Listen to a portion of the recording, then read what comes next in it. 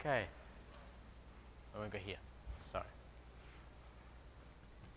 All right, well, welcome everyone. And tonight we'll just look at nutrition and the brain. And I'll be back next week and we'll lead into another topic related to the effects of health and on the brain and the way we interact and all the things that impact our health of our brain, which affects our moods. And this is so prevalent in our day because probably one of the number one killers is things like stress, and depression is probably one of the most biggest liabilities to bosses and owners, because so many people are not going to work as a result of it. So less production in society and all these other things. But what we'll do is tonight, we'll just look at the nutrition part of affecting our brain and how we can improve our mental capacity through nutrition alone. But keep in mind that nutrition will not cure on its own. It needs to be a holistic approach. And but for tonight, we'll look at the impact of nutrition and what kind of nutrition impacts our brain. So first of all, the brain and nervous system is like our mental hardware, consists of a network of neurons, which they say there is about 100 billion neurons, they don't know exactly. And to each one neuron can have about 1 to 10,000, I think it was 1 to 10,000 connections. So you think about that, one neuron, up to 10,000 connections, and you got 100 billion at least of them. So a massive, massive part of our amazing body. And actually thinking or feeling represents a pattern of activity across the network, which they can visualize now on their different scans and things like that. And the activity or signals involve neurotransmitters, chemical messengers in the brain, right? Our brain functions through the activity of these signals from one neuron to the other, and in that are these neurotransmitters, these chemical messengers in the brain. When we learn, we actually change the wiring of the brain. I think this department is called neuroplasticity, if I'm not mistaken, where your brain actually, because it's like a muscle, it can improve and it can grow in educating it or in feeding it the right nutrition or having good experiences. But when we have negative experiences or when we're feeding our brain on negative things, then this has an impact on actually the growth and the way our brain actually shapes and forms. And keep in mind that they're understanding now that the functioning of the brain or the growth of the brain, and it being modified by what we think and what we read and what we see and what we feel, goes all the way up until mid-40s. So you can change the way you think. You can actually change your physical structure of your brain even in middle age. And so you've always got hope. There's always hope. And even that's what they've seen. I think if someone is positive, makes positive choices in their life early on, that development of the brain, I think, can continue on even further than middle age. When we think or experience emotions, we change the activity of neurotransmitters. And it's quite an amazing impact because you have people who have hard experiences some when they're young, they have difficult experiences, traumatic experiences, and it has such an effect on them that it changes the way they think for most of their lives. And oftentimes they never get out of it, and they have to live a life of misery from this traumatic experience that they've never been able to deal with emotionally. And but there's so much we can do. There's so much that we can live a life, even if we've had hard times, hard experiences. We can make such positive choices that they can positively impact our brain and the way it functions and even its growth. Just like a muscle, when you exercise it, it gets bigger. Well, the same with our brain. When we exercise it in the right way, it will grow and have positive effects. So both the brain and neurotransmitters, what is so important for our functioning, mental functioning, all derive from nutrients. And therefore, our brain and our neurotransmitters are affected by what you eat and what you drink, right? You are what you eat, basically.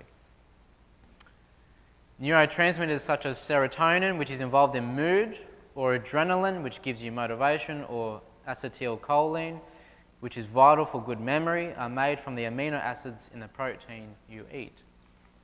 So protein is, well, every main nutrition is important. Carbohydrates, protein, and fats, and we'll look at that. They're all very important for the brain and its functioning.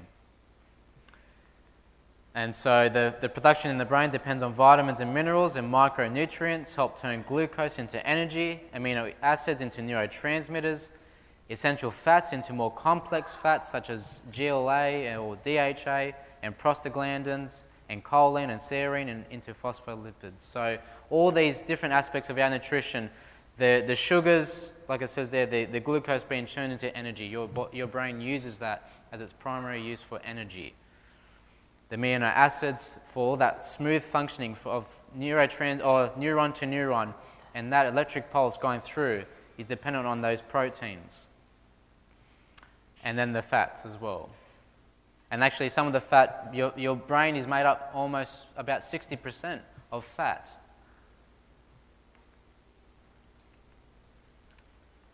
And these nutrients help build and rebuild the brain and nervous system and keep everything running smoothly. They are your brain's best friends. And there have been different studies to do with these nutrients like fats, and even improving just the nutrition, vitamin and mineral intake has been seen to improve learning difficulties, which we see so much of in our society, especially in Western society. Learning difficulties, well, just an improvement in nutrition, vitamin and mineral intake has helped children to improve. This study that I referred to in this study is they looked at children, school children, and some were given a supplement of multivitamin and minerals, and others a placebo. And the children who were taking the supplements improved their IQs by a few points, and the ones on placebo had no improvement. And then afterwards, after a certain amount of time, they put the children who were on placebo on the multivitamins and minerals. And after a period of time, they looked at all their IQs, and all the IQs jumped up still.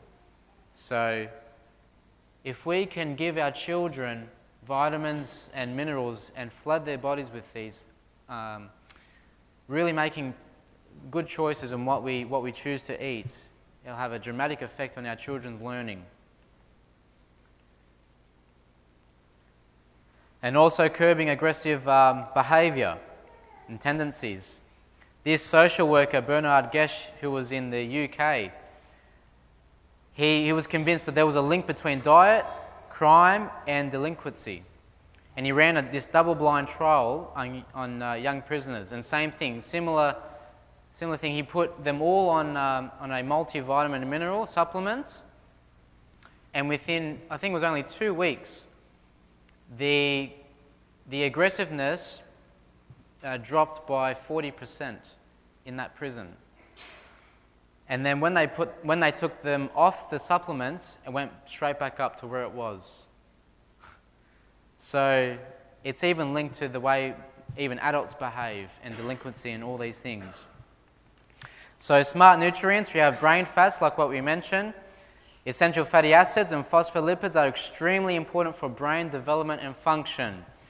This is why the best choice for mothers is to breastfeed their babies rather than the powders and the formulas. And actually, I have an auntie who's in the pharmaceutical world, and she works for a formula company.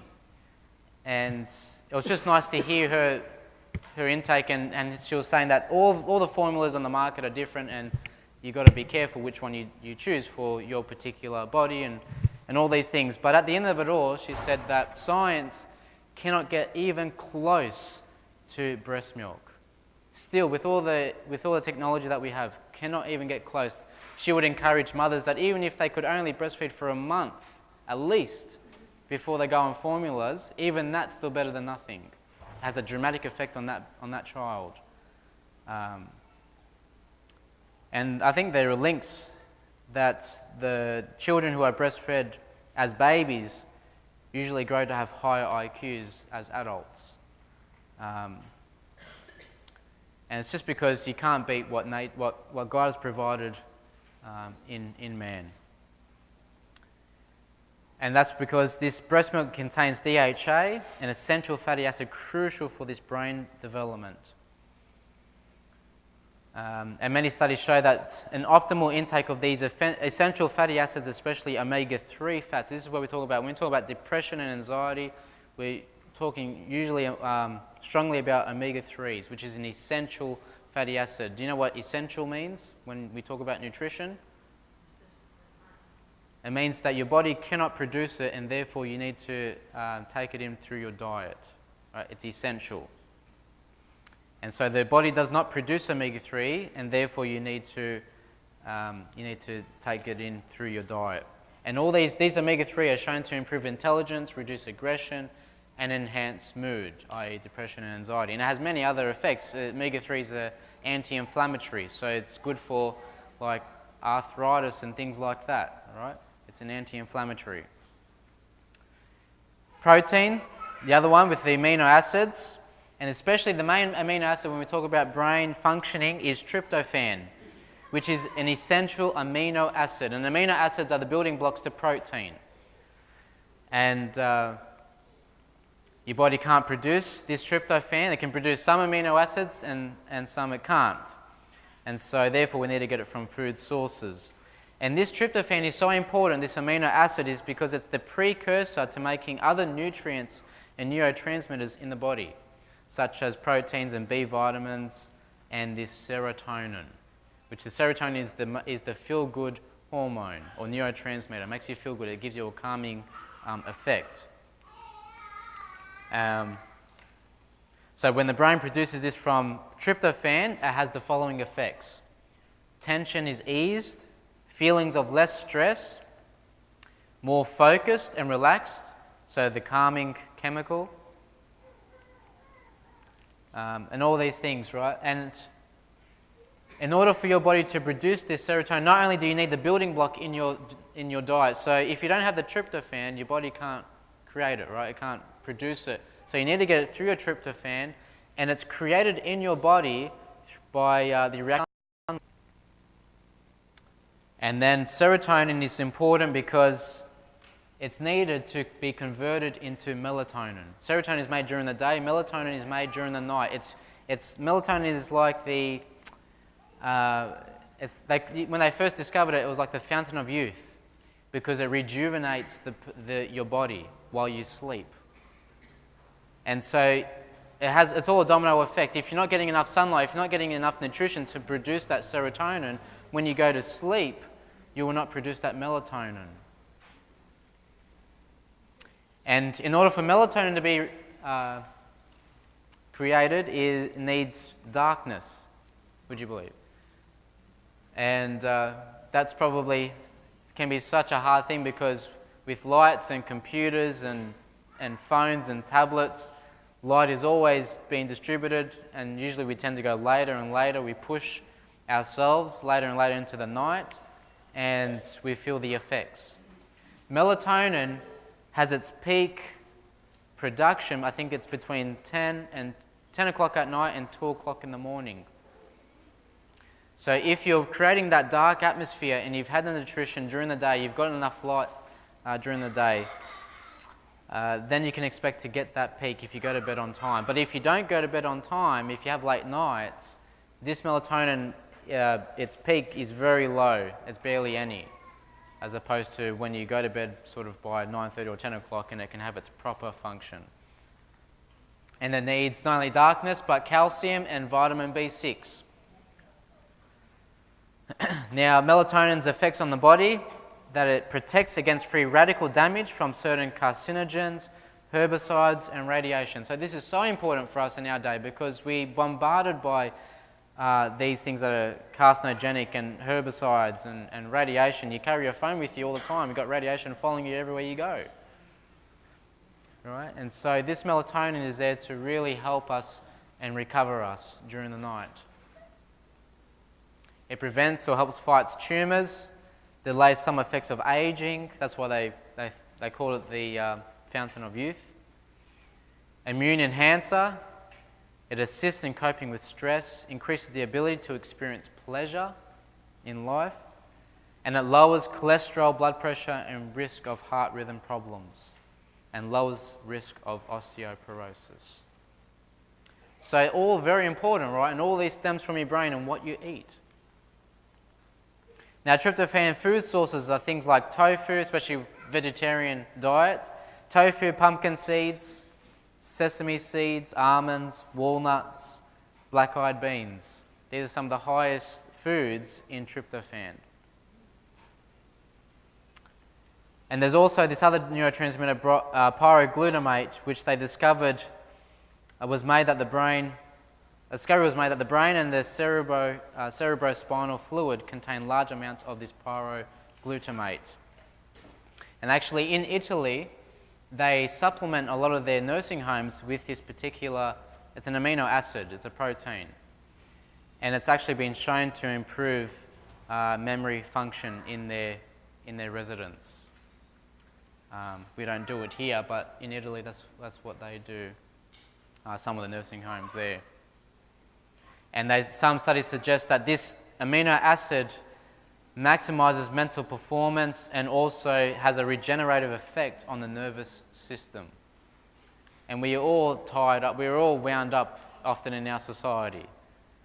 The good thing is that this amino acid is actually found in many of the foods, fruit and vegetables that we generally eat, but especially soybeans. Now, other vitamin and minerals that promote our brain health, vitamin C of all things. It's needed to convert this tryptophan into serotonin.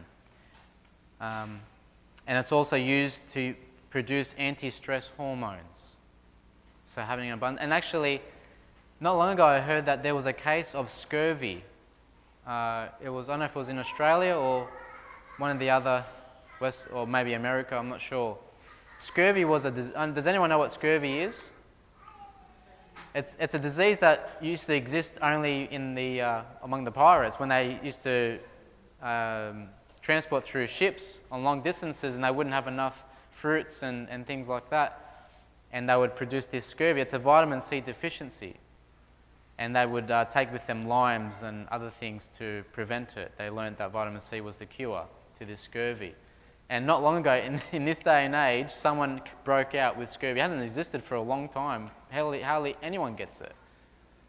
But in this day and age, actually someone couldn't get enough vitamin C in their diet. Right? People are just becoming more prone to processed foods and not taking in enough fresh fruit and vegetables. Now, some of the highest foods in vitamin C, which we don't normally have or accustomed to now, we can't go to the fruit shop and buy them, but just so you know, are these kakadu plums, which are found in the Kimberleys in the Northern Territory. The indigenous have used them for thousands of years, and they're actually one of the highest sources of vitamin C in the world. Camu camu powder, rosehip, and acerola. You can buy some rosehip and acerola. You can buy these things in health food shops if you can afford them.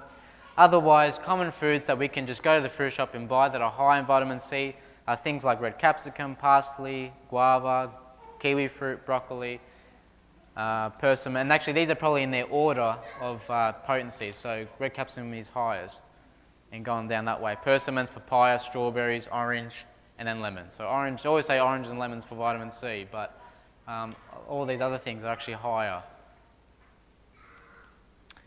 Folate or folic acid is always critical. Doctors are always big on that during pregnancies because it's critical for the development of the brain and nerves in the spinal cord there. And it's essential for brain and nerve function. And actually, it can be a major cause of depression and nutritional deficiency in this. And food sources of that is same black-eyed beans, lentils. A lot of your legumes are going to have heaps of this. Okra, navy beans, spinach, especially your dark leafy greens, fresh orange juice. Yeah, all these things are pretty high in folic acid. So health doesn't have to be complicated. To have a good mind doesn't have to be complicated. As long as you have a wide variety of food and fruit and vegetables in your diet, you should be okay. And as long as you're doing as least as possible to process them, that you're not killing your fruit and vegetables by cooking it for 10 hours or whatever it is, do your best. Vitamin B6 is also crucial for some of those conversions, brain function. It's a natural antidepressant needed for this conversion of serotonin to melatonin. And food sources are capsicums, artichoke hearts. Actually, I had some artichokes the other week, and they were beautiful. So artichoke hearts, sunflower seeds, sesame seeds, banana, walnut, lentils, and lima beans, all high in vitamin B6 and crucial for some of these conversions in your brain. Also calcium. Now I'm highlighting these ones because these are the main ones. Okay. These are the main ones as far as our brain health is concerned when it comes to nutrition. So calcium promotes those healthy nerves, and it promotes this healthy flow because from neuron to neuron, you've got something that's called a synapse, and the calcium is crucial in that little moment for that nerve impulse to flow smoothly from nerve to nerve. And that's needed also for the conversion of serotonin to melatonin.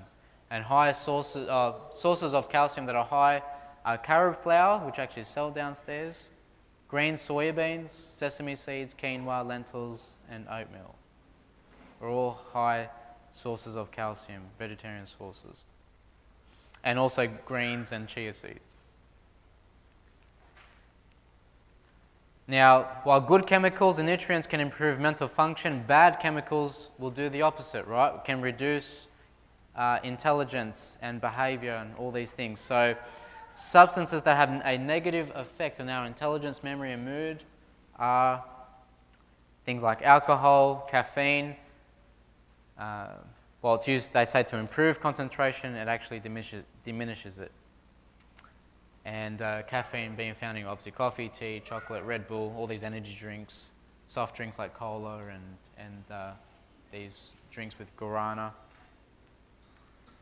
And also high sugar and refined carbohydrate diet. Having a high refined carbohydrate diet can affect our brain in a negative way.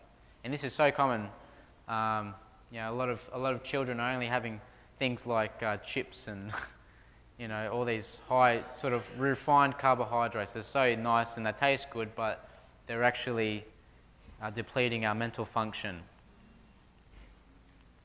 And actually sugar has been implicated in aggressive behavior.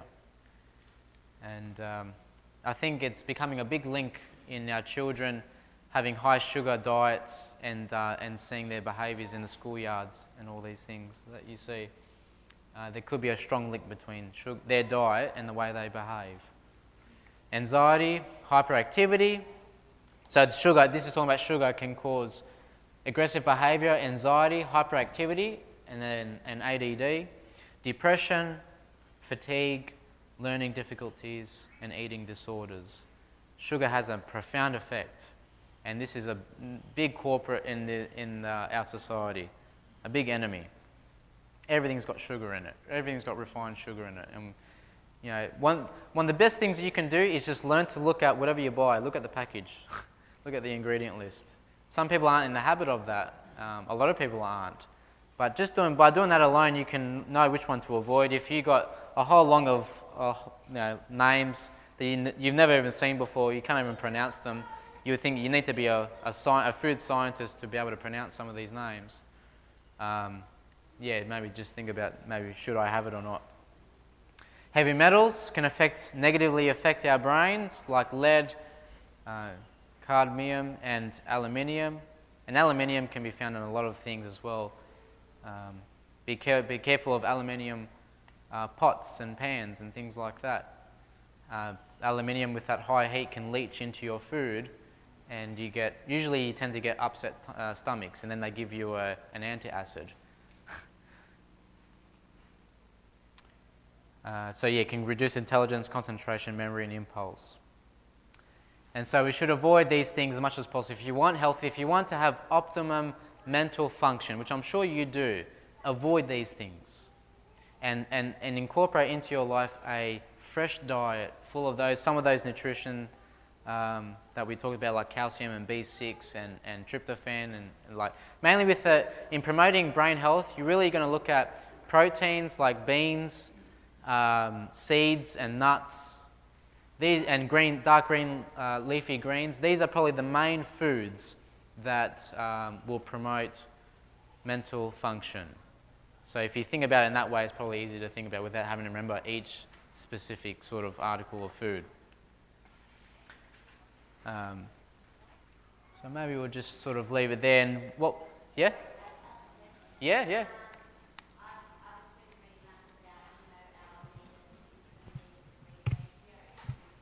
Yes? People don't know. Oh, hello, thank you. Well, welcome everybody. I'm on a microphone. I've just been reading up. People don't know things high in omega-6 is like your vegetable oils. A lot of things are cooked in, and having things high in nuts, which I've heard a lot of oils are made out of nuts. Yes. And then omega-3 is for people who eat fish. I think avocados, I'm not sure. Yes.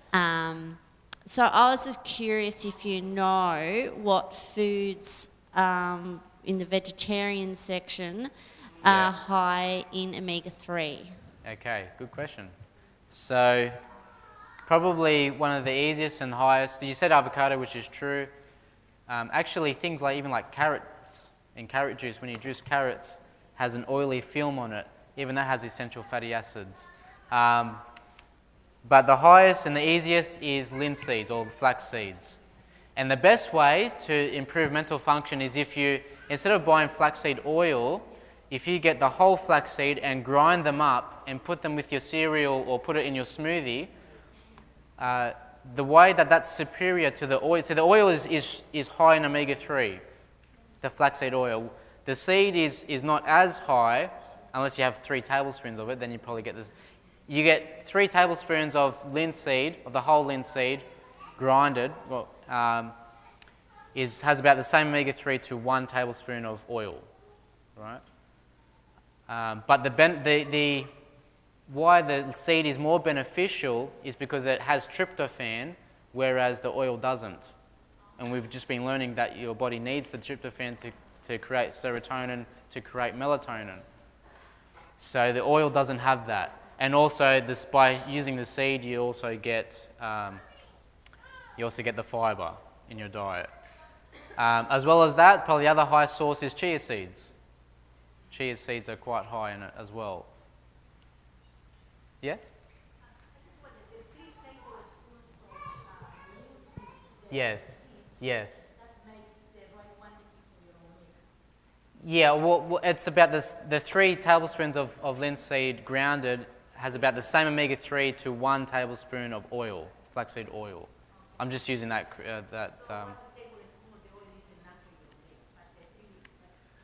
Oh yes, 1 tablespoon of the oil would be plenty. Yeah. But if you want the tryptophan, you would go with the seeds.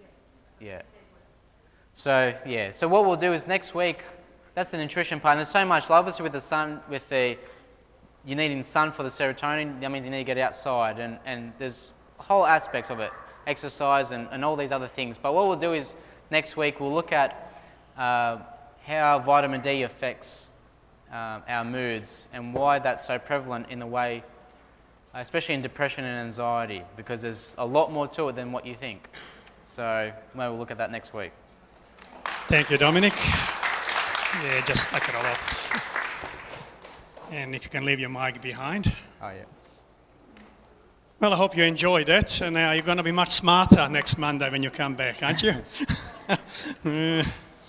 I think I better increase some of these things in my diet too. My brain is shrinking instead of growing. Thank you, Dominic. Very much appreciate you coming all the way. I hope you have tried some things from last Monday. Did anybody try anything? Ah, okay. A few people. Now that's the whole idea, okay? If you don't try them, the ladies will be very disappointed. Now, welcome, ladies, Lydia and Rosetta. I think you are ready to start. Ready to roll. So I shall gently and quietly disappear. Okay. Good evening, everyone. How are you? I'm good. Hello? Yes, how are you? Okay, tonight we're going to do a few things for you. First of all, we're going to start off with an eggplant fritter. Now, this is an eggplant for those that don't know what an eggplant is. Some people don't like eggplants, so sometimes it's good to camouflage it, and we're going to try and do that tonight for you. And we're going to use a few very simple ingredients.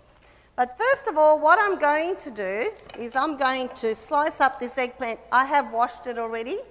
So my first job here tonight, actually this should have been done either earlier this morning or a few hours ago, but it doesn't matter. I wanted to show you what I'm doing, so that's why I haven't done it completely. But just discard the end bit and slice it up however thick you want it.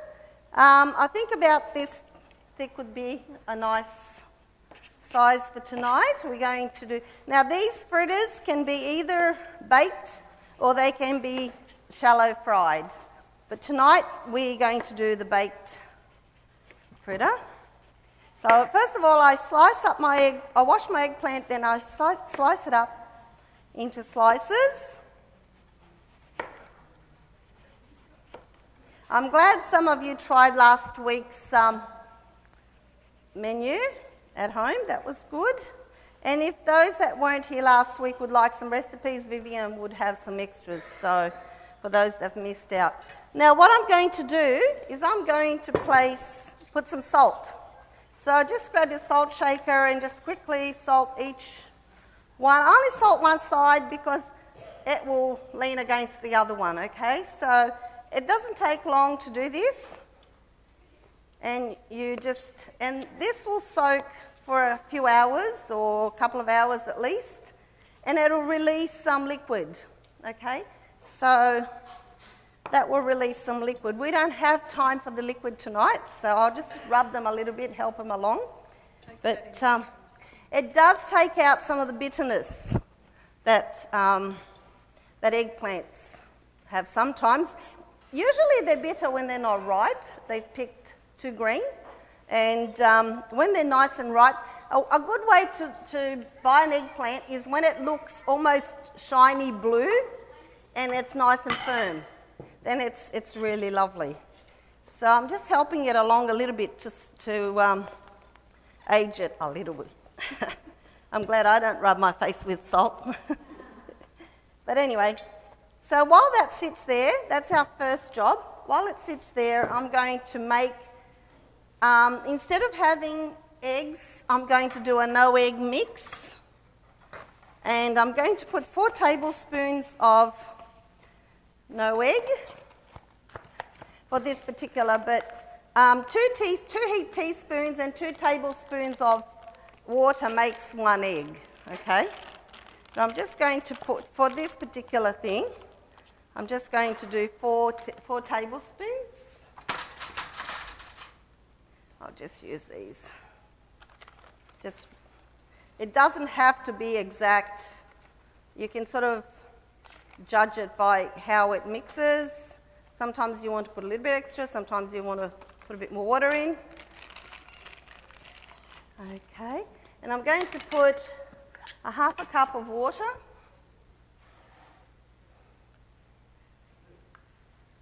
It's a nice little jug here. Okay. And just whisk that through. And that's going to be like your egg mix, like you would beat up an egg. Okay. So just whisk that up. And you can see it going frothy and it will actually, if you beat it up long enough, it will thicken up like an egg white. Okay, so we're going to use instead of an egg wash. We're just doing this. That's probably ready. Okay, now I'm going to mix, on your sheet there it says two cups of breadcrumbs, but it doesn't matter if you put 1 or 2 or 3, as long as, just put about half of the quantity of your sesame seeds to your breadcrumbs. So I'm just going to do, because I'm only doing 1 eggplant, I think this will be enough if I just put, there was a hole in the packet.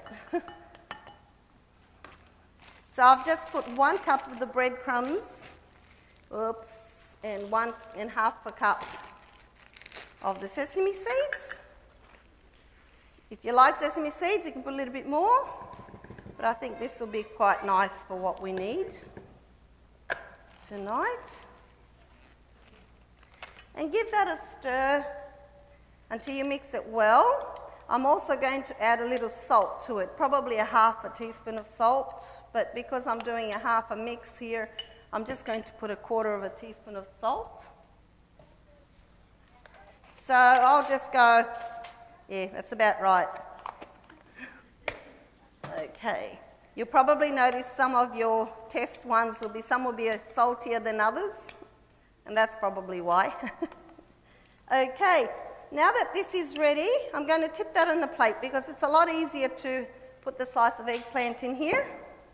And I'm also going to place some flour, just some plain flour in a plate on the other side.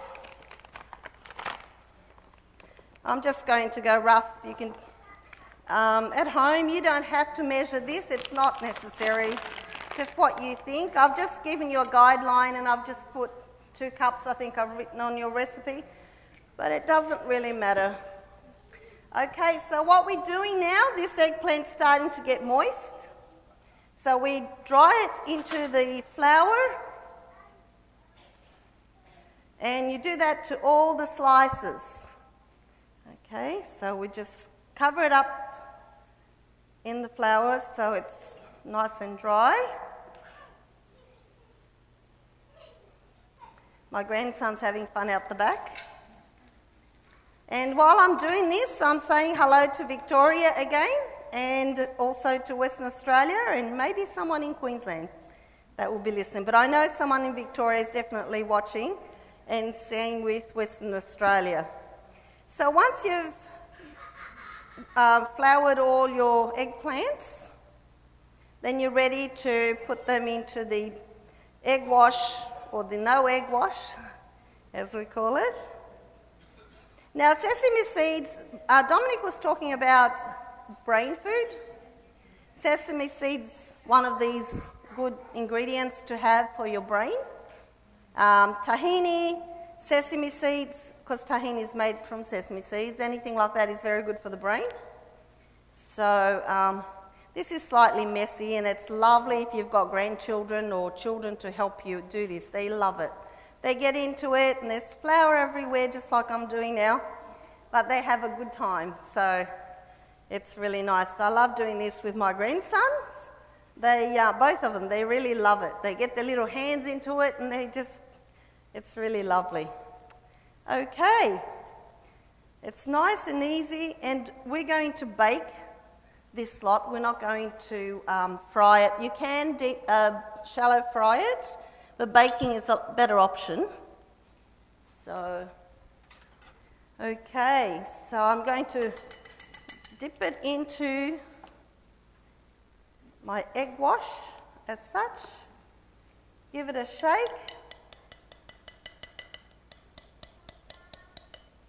And then into your crumb mix. And now that's ready to go on your tray. I'll just do a few more. I won't take too much time doing this because it's simple and you can all do it. So I just thought I'll just show you how you can do it.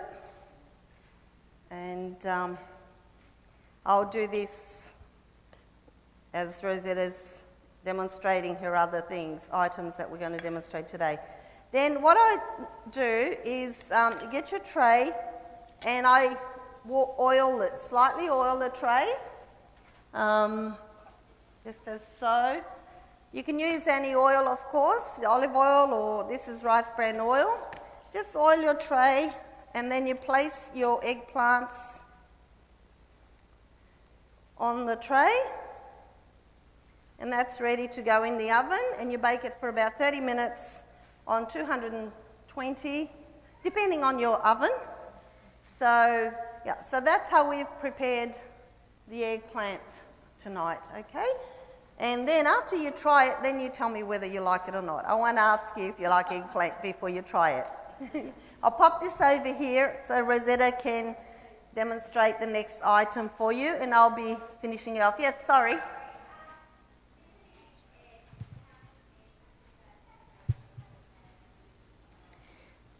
Probably, if you're doing it at home, probably about 3. It's 2 teaspoons of the powder, the no egg powder, makes 1 egg. So I've got 4 tablespoons, so maybe about 4, what's that, 2? I don't know. You can just do a couple at a time. Start off with about 3 or 4 eggs, and then if you run out, you just whiz up some more. Yes. Can you use any egg replacer like flaxseed? You can? Yes, you can. You can use a flaxseed egg. Yeah. Or if you don't want to use the egg replacer, you can actually just use a little bit of soy milk with a little bit of flour, and you can do it the same way, as long as you can get the coatings. If you get the 3 lots of coatings on your whatever you're doing, you can do onions this way, onion rings, you can do zucchinis, you can do a lot of other vegetables as well. So as long as you can get it to have the flour and then the sticky runny mess and then your crumbs, it's okay. Any other? Yes?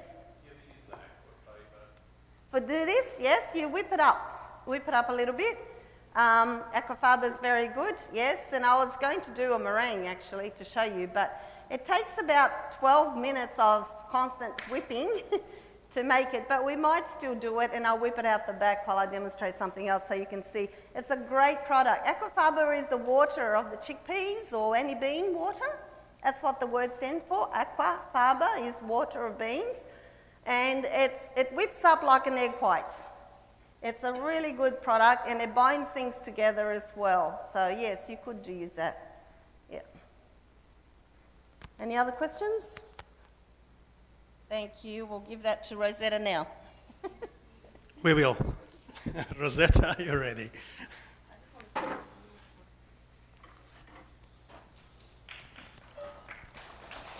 Very good. Thank you.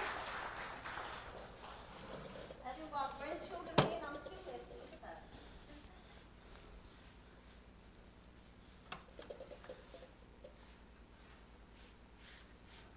That's okay. It'll get worse before it gets better. It will. Thank you. No dramas. Okay. Next on our menu tonight, we got green bean sesame. This is pretty easy to do. I always like the easy recipes, whether you've noticed or not, but yeah, I think it's quick and easy and enjoyable as well. This one? Okay, that's going to be in your way. Not very many ingredients in this one. We've just got beans, sesame and garlic, a little bit of oil just to fry up the sesame and garlic. First thing we have to do, turn the oven on, the stove on rather. I'm just going to put some water on to boil.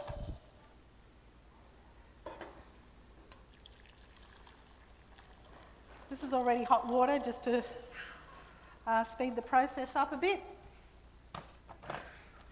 All I'm doing is top and tailing the green beans, just so that you don't get the ends in. Rather than doing it one at a time, I just do it like this. Put them in the water. They don't need to be very long. Depends on how you like them. Some people like them so they're really vibrant and green and just blanched, depending how good your teeth are.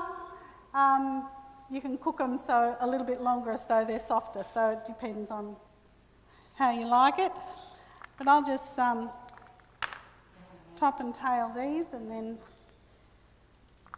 the water's starting to boil, which is good. That'll be quick.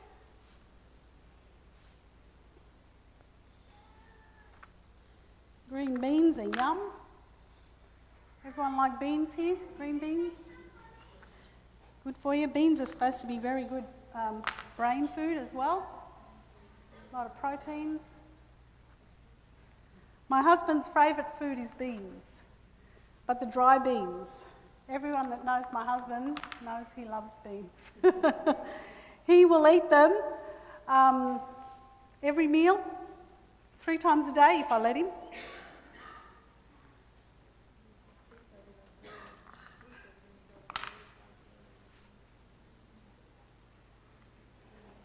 So the less you keep them in the water, the more vibrant green they'll be.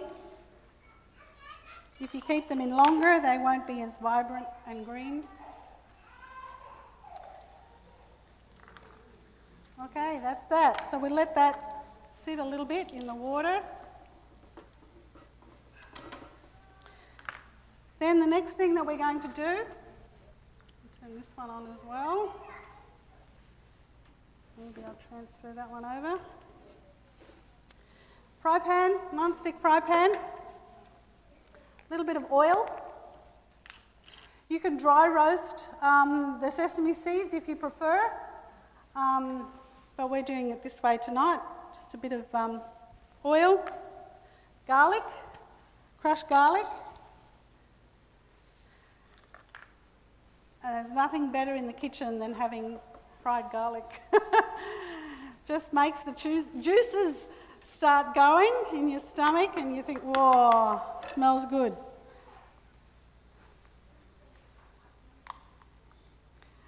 And when the garlic is just starting to change colour, then we add our sesame seeds. It's going to take a while. This stove's not the best.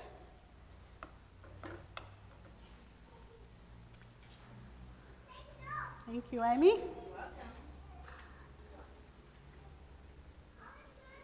They say a watch pot never boils. In the recipe it calls for about a minute of boiling water so that for enough to get the beans going.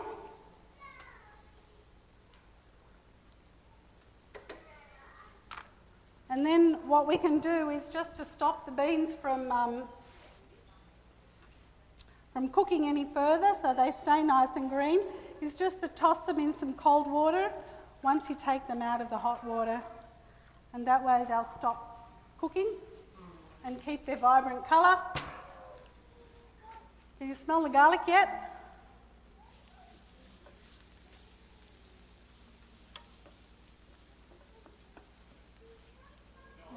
You can't smell it yet.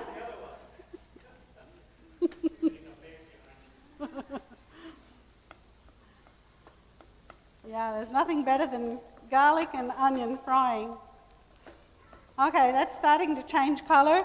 Then I add my sesame seeds.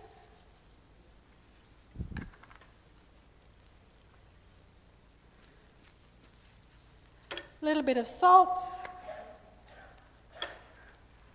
I don't put any salt in the cooking water, just in this mix.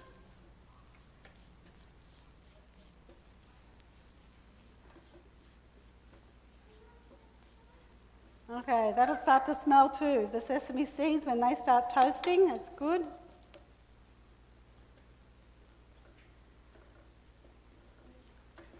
Someone was telling me that they have problems eating sesame seeds because they get under their teeth and under their plate and things like that. But you can grind them up, I suppose, so that they're smaller consistency, so they're not as big, so it's more like a flour. But the thing about sesame seeds, when you blend them up, they can be very oily and very they stick together. So You've got to be careful with that as well. It's a little bit changing colour. You can see the garlic in there. It's a bit darker than the sesame seeds at this stage. We're just waiting for the sesame seeds to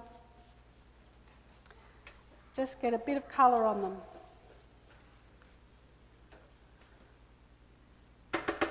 Okay, our beans are looking good. See how they're just nice and bright green, just got nice colour to them.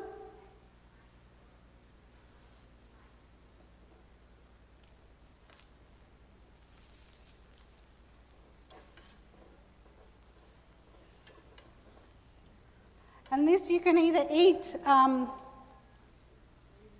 warmed up as a side dish, or you can have it as a salad, so you can keep it cold and it tastes just as good.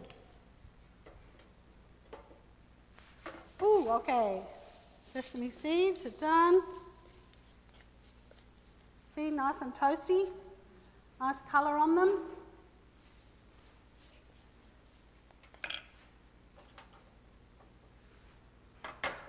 Okay, we take them out of here.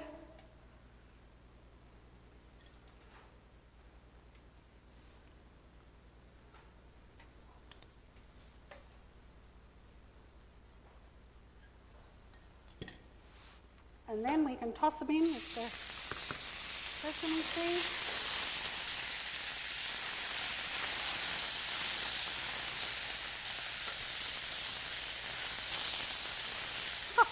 Still pretty hot.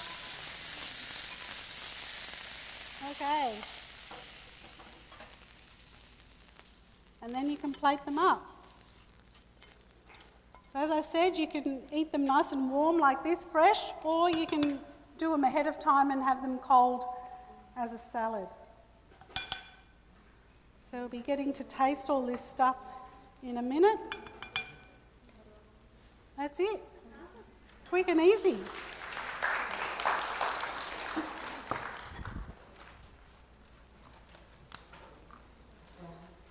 Okay. Thank you, Rosetta. You don't mind if I don't walk all the way over there, do you? Oh, come on. No, come on. You're slacking off, Joe. I'm old.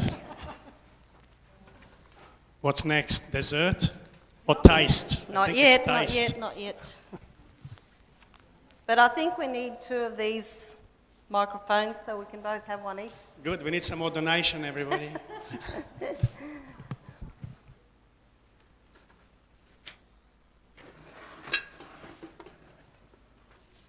Oops. Ah. Okay, we're going to do a stuffed baked capsicum. And those that can see, you can either have the long capsicums, you can have the actual normal capsicums, you can have green capsicums, red capsicums, yellow capsicums, whatever you like, or these tiny little ones are terrific if you're having a dinner party or something special that just finger foods. They're really, really, really cute. So we're going to start off. These are the tiny little ones. They're very, very cute. So when you're doing these, it's really handy to have a piping bag. And you put your filling in the bag and you just squeeze that. I just dropped the top. It doesn't matter. We probably won't need that top. So it's very, very simple, very easy dish to make, and it's very tasty. I'm going to, the basic, or the base for this dish is potato. And people go, oh, potato. So we camouflage it with some things, and we're going to put fried onion with this particular one. So I'm not going to measure it, roughly 3 tablespoons.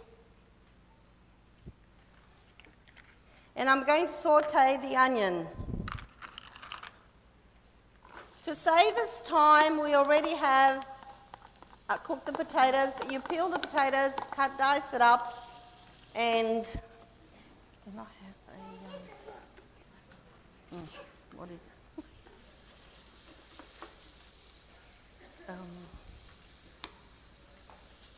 A tray. Oh no, I've got one. It's okay. It's all good. Yep. So we've done the potatoes. I cooked them outside. Now, normally at home what you would do, while the potatoes are being cooked, you do the other part. You clean the capsicum, you wash them, you peel, you cut the ends off, the tops off, and you do that. But seeing we've already have our potatoes cooked, we won't need to do that step. So while the onion is sauteing, I'm going to be doing the rest of it.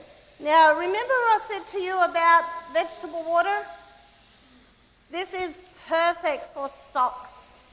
So when you cook your potato, don't throw this down the drain because this is really good. If you put it in the freezer and you can use it for soups, stews, anything that you need stock for. So I never get rid of my vegetable water. It doesn't matter what vegetable it is, I keep the water and then keep all the minerals and the vitamins. So, okay. These little ones, they are really cute and they're very easy to do. Just cut the top off as such. Okay, just cut the little top off. Keep the top. I usually lay them in the tray so that I know which one belongs to which. And just inside, just run the knife inside slightly to get that little bit out. Okay, and you've got your empty little capsicum ready to go. So just a top off, okay, and you just take out the middle.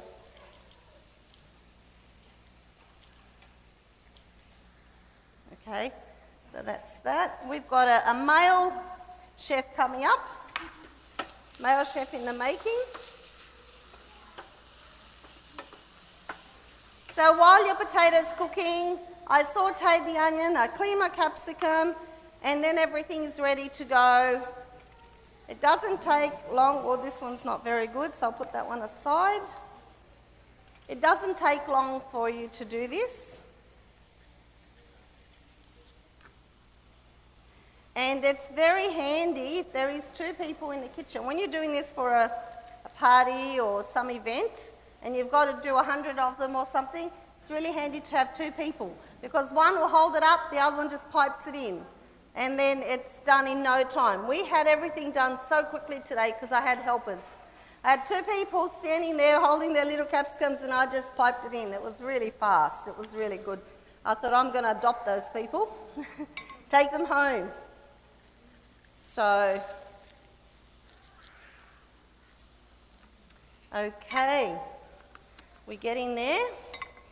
When you're cooking these, make sure when you put your top on, put it towards the, I was hoping to have, I forgot to bring my glass baking dish so you could see it, but put the top up against the edge because it does, the filling does swell, and you can actually prick the back of it so that it's got some air can go in so that you don't get, you know, everything just come out because it will come out a bit, it will swell up a little. These are looking good.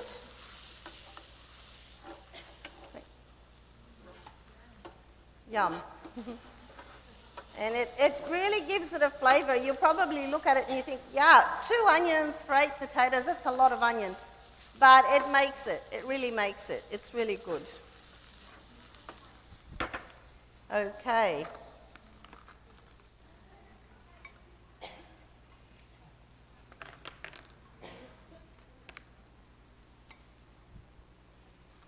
Okay, now this is nearly ready.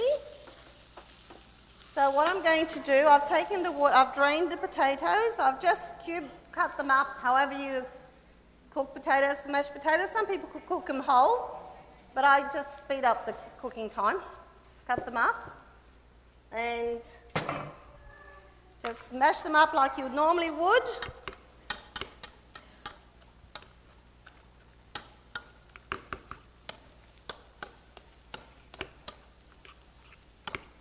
Now I've left the product that I'm using here tonight in the fridge because I didn't want to leave it on the tray for a while. So I'll just ask one of the girls to get it for me. Can one of you girls bring the better than cream cheese for me, please, from the fridge? Vivi, could you please get me the better than cream cheese from the fridge? Yep, there is 2 there. I only need the one with the half. Okay. So when your potatoes nice and done, into here I'm going to put a product that it's called it's a Tofuti brand, better than cream cheese. Has anyone not heard of that? It comes like that, and I'm using half of this for the quantity of potatoes for 8 potatoes I'm using half a tub. So I shall put that in here.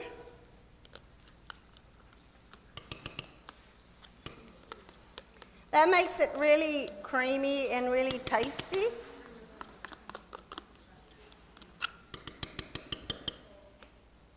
I might leave this here so you can have a look at it if you like. We do sell this downstairs in our little health food store. Okay, these onions are looking really good. They're almost see-through. They're almost translucent, so we're just going to use that. But I'm going to put a tablespoon of my Marcel stock powder in here and mix that into it. And this will go into the mashed potatoes.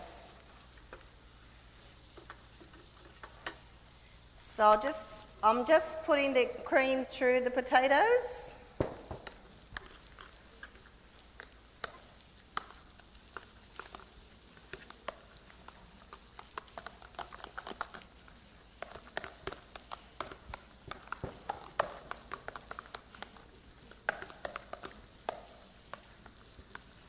And it looks like that. It's nice and smooth and white and fluffy. And now I'm going to put these in here, mix it all up. And that's what we're going to pipe the capsicums with. Now, I've just given you a rough number there of the potatoes. It depends what you're going to do. This filling will probably do about 40 of those little ones, but if it's bigger ones, of course, it'll do less. So it depends how big your capsicum is and how much filling it takes. So that, I'm going to pop this here. It just depends how, I'll use a spoon.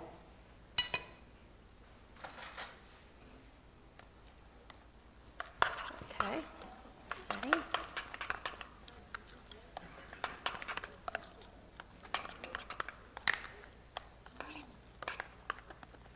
When you're piping it, just let it cool slightly, but not too much, because once it cools off completely, it sets, and you won't be able to work with it. So I bought a whole lot of piping bags, and they're disposable bags. They're really handy. So if you were doing it, maybe I should show you how to do it.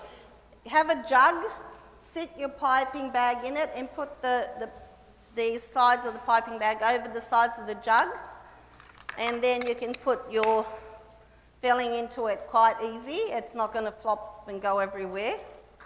Maybe I'll demonstrate that for you. If you just bear with me for a couple of minutes. Can I have a jug, please, in my piping bag? Yes, please.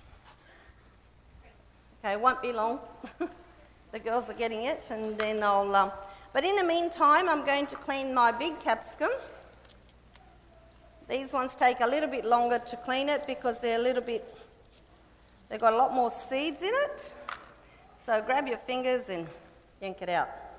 And when I'm doing these, I usually, after I do this, I rinse it, give it a rinse under the tap and get rid of all the seeds. Although the seeds are not bad for you, they're not going to make you sick or anything like that. But while they're getting me the piping bag, I'm just going to, you can use a long handled spoon to actually push the filling into the capsicum. Okay. Thank you. That's good. That's lovely. Thank you very much, Daniela. And that can go all the way in.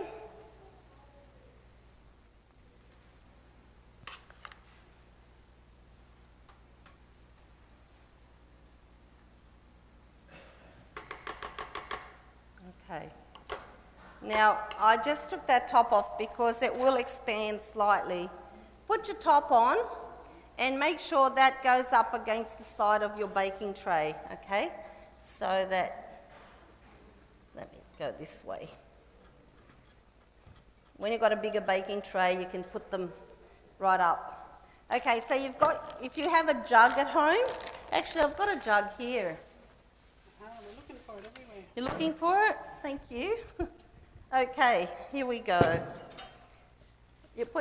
I just turn a little bit on the bottom so that the filling doesn't go flying around, and just put the edges over the side of your jug. At home I have a taller one and I haven't got a handle right there, but it doesn't matter, this will work. And then you can put in your filling.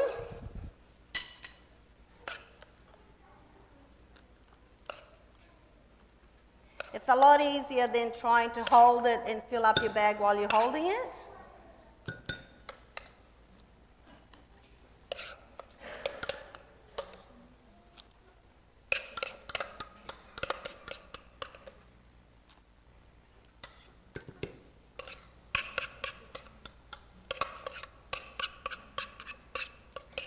These bags, you can purchase them from different places, but just up the road here, there is a place called Hen Fresh.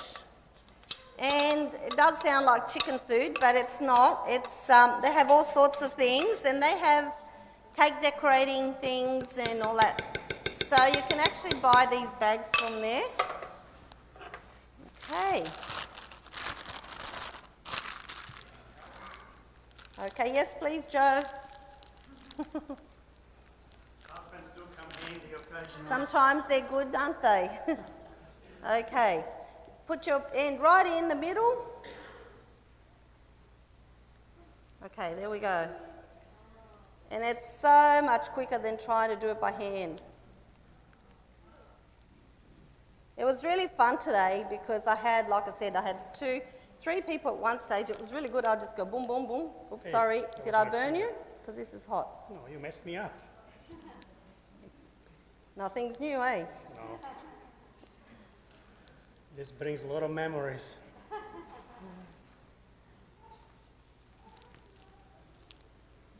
In my previous life, I was A baker. a pastry chef. And this was a really good tool when you're making strudels and things.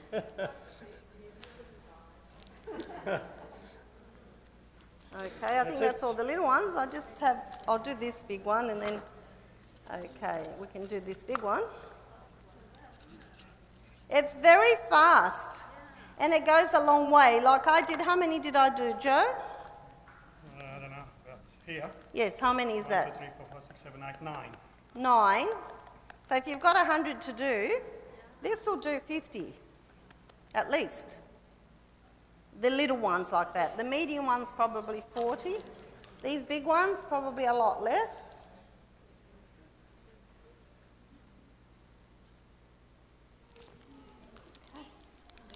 Yeah, so that's that. A lot quicker than a spoon.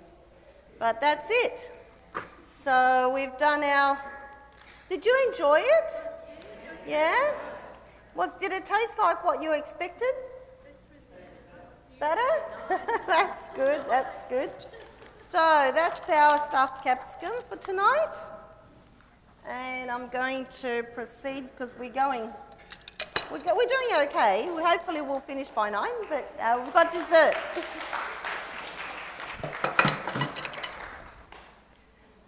Dessert dessert's the best part. We can't stop now, can we?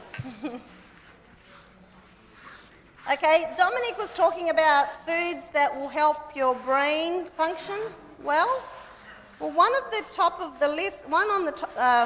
things on top of the list, actually we're using a few things on this dessert because we're using coconut oil, which is really good for the brain. We're also using blueberries. Not many people don't like blueberries, and that's amazing. It's antioxidant, and it's really, really good for the brain. And we're also using walnuts, and walnuts shaped like a brain, so obviously it's good for that. So a whole lot of ingredients we'll be using for dessert are very, very good. So if you want to have dessert for breakfast, that's okay, because it's all wholesome and good, and it'll do you good. It's not one of those things you eat and you feel guilty about. It's something that you think, oh, this is really good for me. So let's have a go.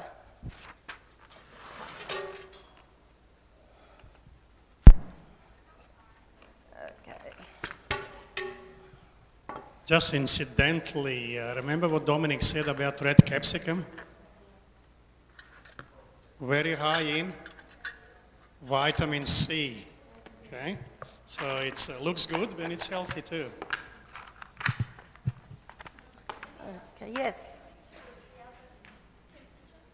For the capsicums, I think it's 200 for about, it depends on the size of your capsicum.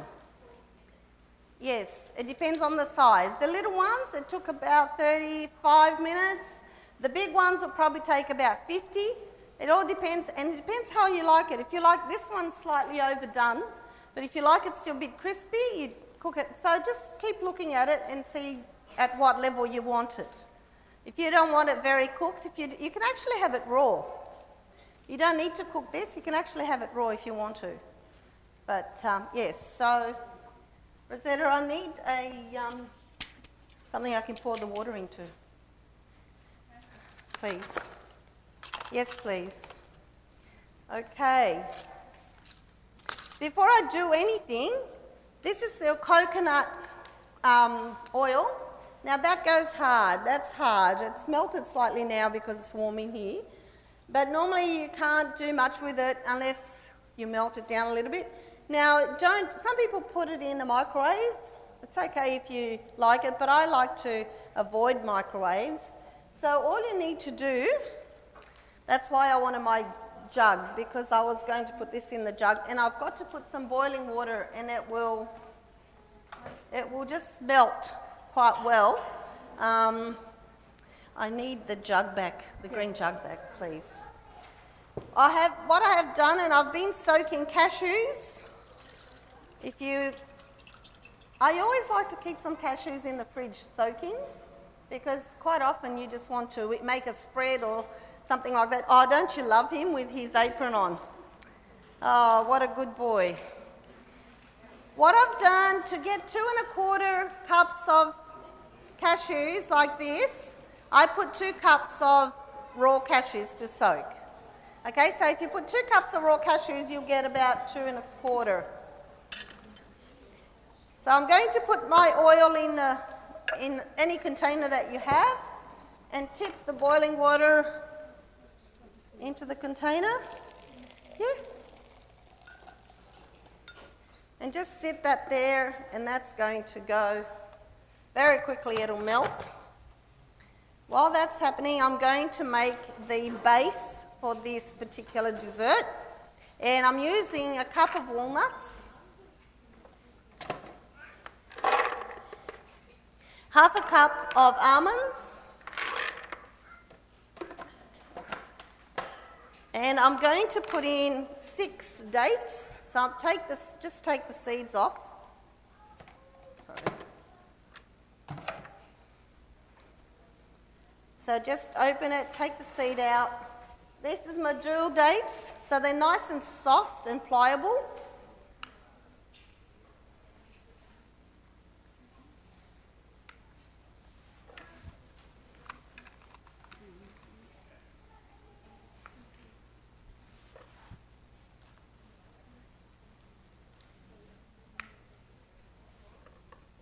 Okay.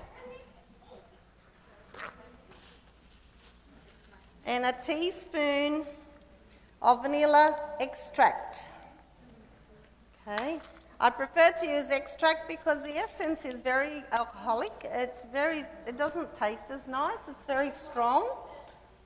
So just put that over the top of this.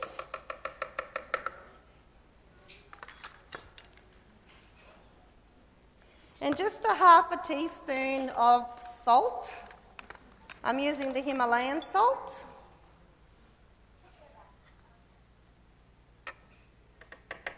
That just breaks down that sweetness, that sickly sweet. And I whiz that up all together until it resembles breadcrumbs.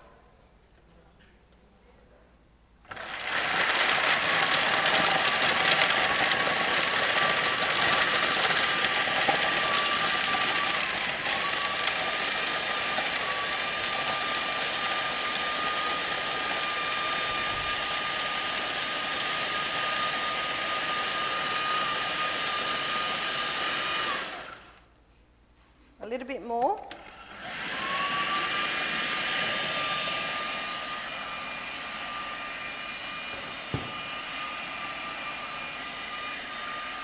Oops, it's a bit hot.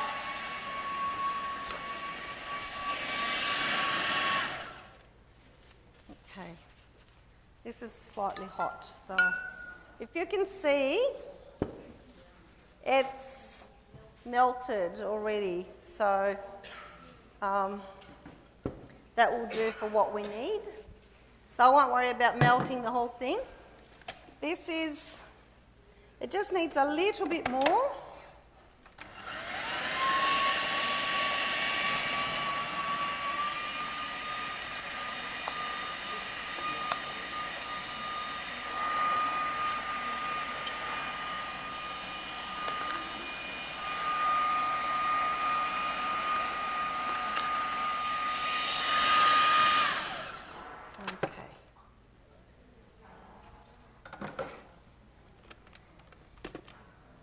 Our base is ready, so it just resembles the breadcrumbs.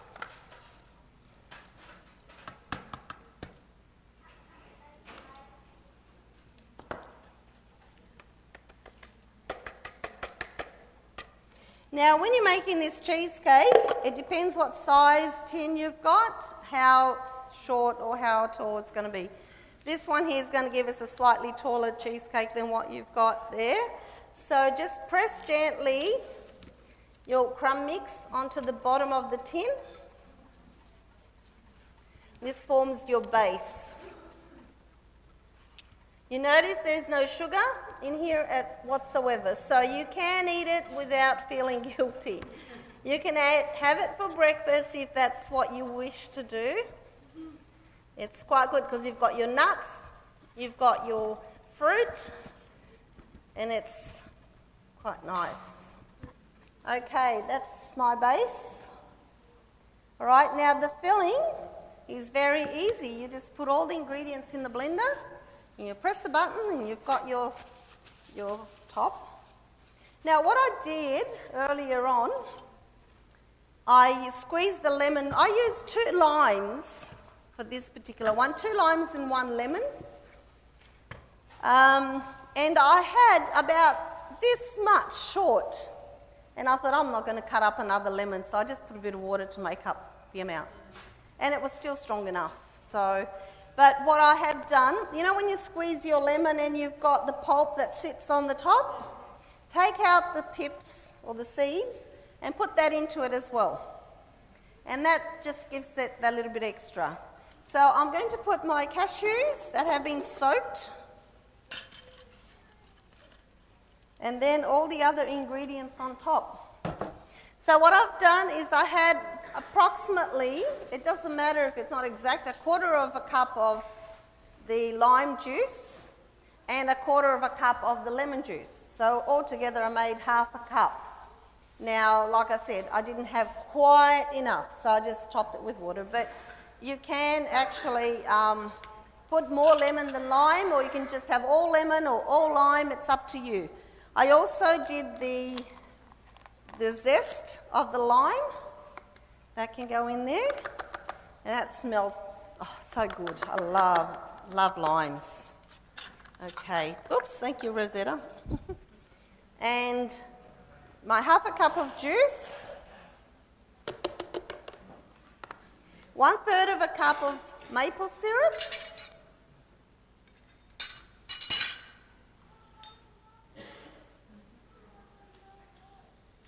if you like it sweeter, you can put a little more, or if you like it not as much, don't put as much, but then compensate it with another liquid or water again. So if you want to put half of this with maple syrup, then put water for the remaining so that you've got the right amount of liquid. Okay, 1 cup of your blueberries, and we've got to put the oil. I'll also put 1 tablespoon of vanilla extract again.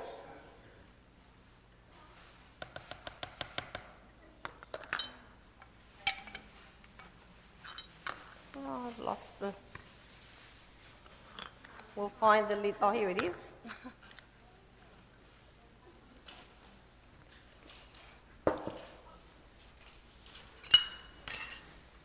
And a half cup now with the coconut oil.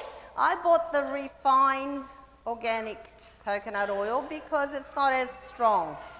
If you get the virgin coconut oil, it's very coconutty. It's okay if you like that flavour, but not everybody likes that, and it does take away from the other flavours. So I bought the refined one. So just put half a cup of that in here. And that's all our ingredients. And we can just whiz that up.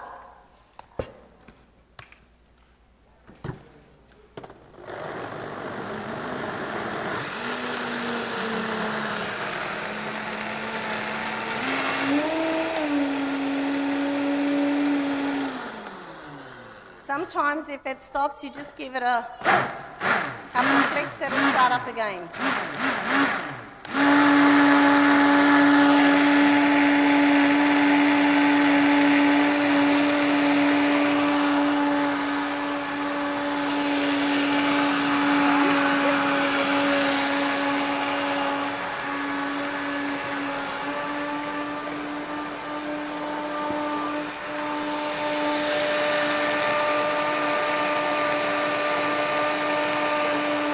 The longer it goes, the smoother it's going to be. So if you like it coarse, you stop it now, but otherwise let it go.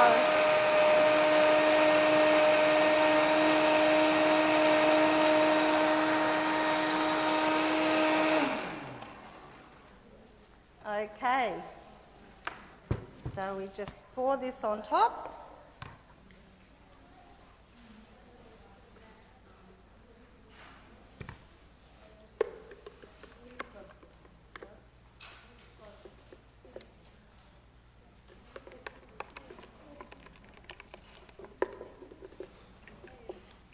As I said, this tin here is slightly smaller than the other tins that we made, so it'll be a deeper cheesecake, a taller cheesecake when you slice it. So if you want to make a big one and you want it to be nice and tall, just do double the amount. So you can use a nice big, because you can actually freeze this and keep it in the freezer a month, sometimes in 2 months.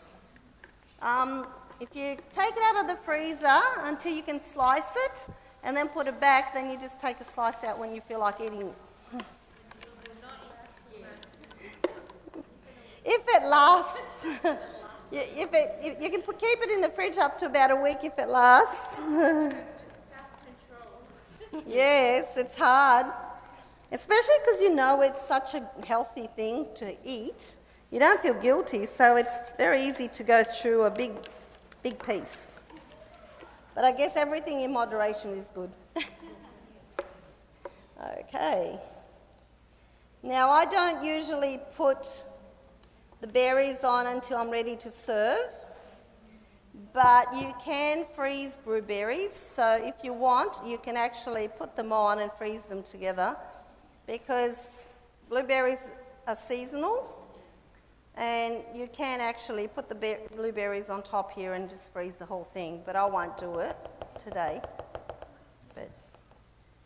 So this is our cheesecake, ready to go in the freezer now. I cover it up with some foil, or some Glad wrap and some foil, and just put that in the freezer, and then leave it at least overnight before you want to use it, and then take it out and put it in your fridge. If you want to have a dinner party tomorrow night, make it tonight, put it in the freezer. In the morning, take it out, and then you'll be ready to slice it when you're going to serve it. So, did you enjoy that? Yeah? That's good. I'm so pleased. Thank you. Thank you very much, ladies and the helpers. And we made it on time. And where's the little And one? we've got a new helper, Miriam. She's helping us tonight. Thank you, Miriam. Well, I hope you all enjoyed it. If you have any questions, don't hesitate. Come and talk to the girls. But we would like you to try these things, okay? So next Monday, half of the hands should go up. You tried at least one of these things to make. Right, just before you disappear on us, I just want to remind you, omega-3 downstairs, there's a lot of linseed, there's a lot of chia, there's a lot of good stuff for you. So Eline's going to be downstairs, so you're welcome to go down. And don't forget, of course, our blue box and free literature. You help yourself with the pamphlets. You do have to buy and pay for the books, unfortunately, but there are some good things there. Before you go, just bow your heads in prayer. Loving Heavenly Father, we are so thankful that we could have this time together in learning how to use the wonderful things that you have created for us. So bless us that we may be healthy and happy, and that we may show others also. Now keep us safe as we travel home. In Jesus' name we pray. Amen. Thank you all for coming. Sorry, And can I speak, God say bless something? you. Yes, Please. you can. If those people that have missed out on the pasta, the bean pasta last week, we got some more there. $10 a box. There's one left. Wow. Put your names down if you want it, and we'll make sure that we'll get it next week for you. Okay? All right. Thank you.